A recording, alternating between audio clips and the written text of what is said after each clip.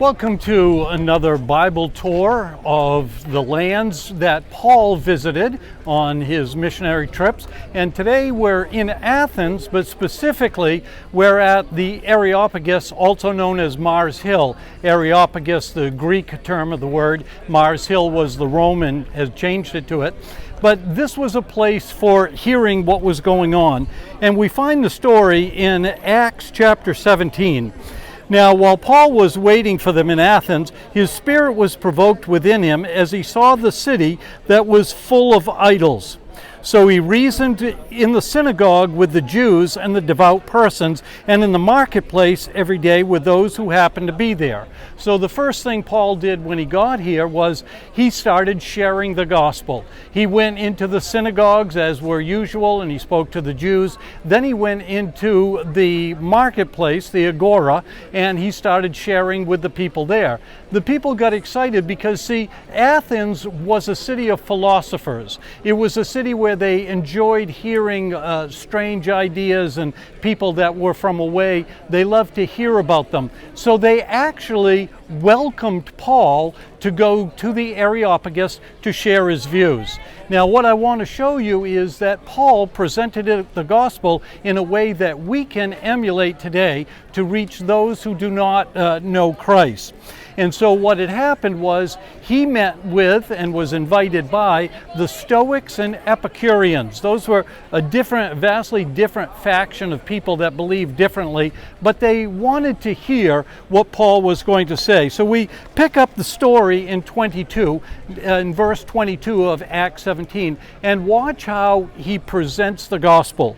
So we see in verse 22 where Paul says, "So Paul, standing in the midst of the Areopagus, said, 'Men of Athens, I perceive that in every way you are very religious.'"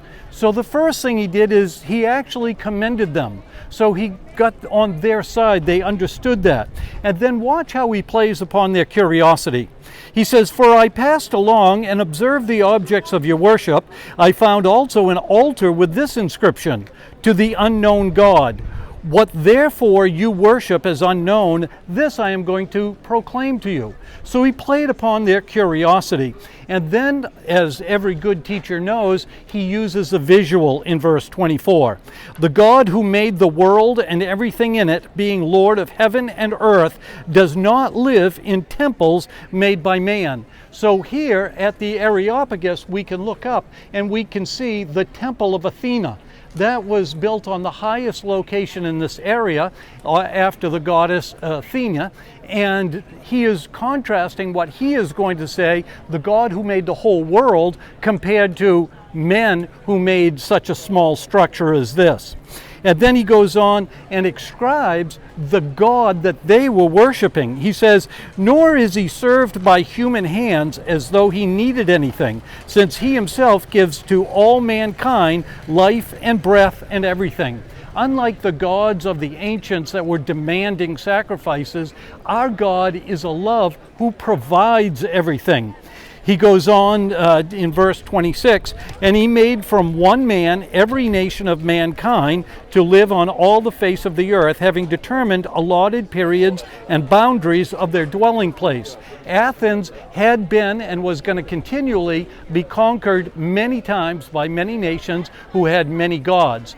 But here, Paul is saying our God, our one monotheistic God, decides the boundaries of where people live. And then watch as Paul gives the people hope. He says that they should seek God and perhaps feel their way towards him and find him. Yet he is actually not far from each one of us. That says that Paul is very close. And then he's going to contrast to what they already knew. He says, "For in him we live and move and have our being, as even some of your own poets have said, for we are indeed his offspring." So again, he's making the connection that these people can relate to Paul.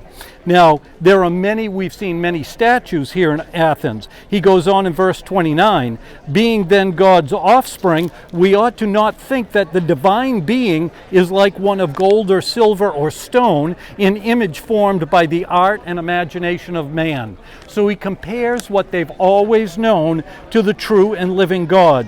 And he compliments them again because he said, your artists had skill to create these gods, but they're nothing. They're just made of stone. And then he points out the two important differences between what they believed and the gospel of Jesus Christ. In verse 31, he says, in verse 30, the times of ignorance God overlooked, but now he commands all people everywhere to repent. So in other words, here is something different from the Athenians. They are now told that they need to repent. And then we find out in 31 another difference. He says, because he has fixed a day on which he will judge the world in righteousness by a man who he has appointed. And of this he has given assurance to all by raising him from the dead. So in other words, the clear way you need to repent, and then you need to understand that the assurance comes to all by raising him from the dead. So that is how we are to present the gospel to those that are unknown. So from the Areopagus, Mars Hill in Athens, that's our Bible tour for today. Thank you until we see again.